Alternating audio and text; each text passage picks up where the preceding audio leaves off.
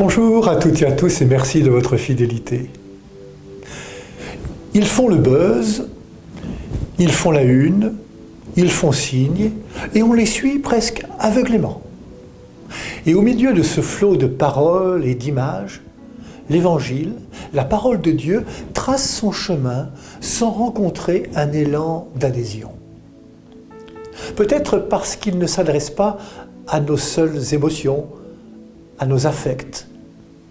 Naturellement, on voudrait des signes comme des preuves, des coups d'éclat qui nous empêchent de penser librement.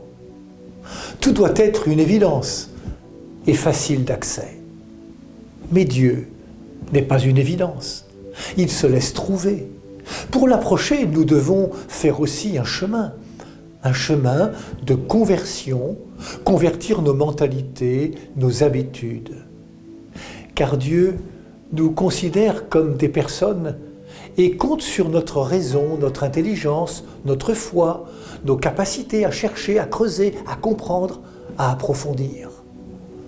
Dieu veut entrer en relation avec chacune et chacun. Il se fait présence plutôt que signe.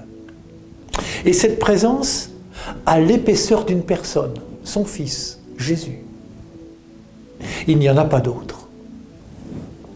Jean 23, que nous fêtons aujourd'hui, a eu cette audace de lancer le Concile Vatican II.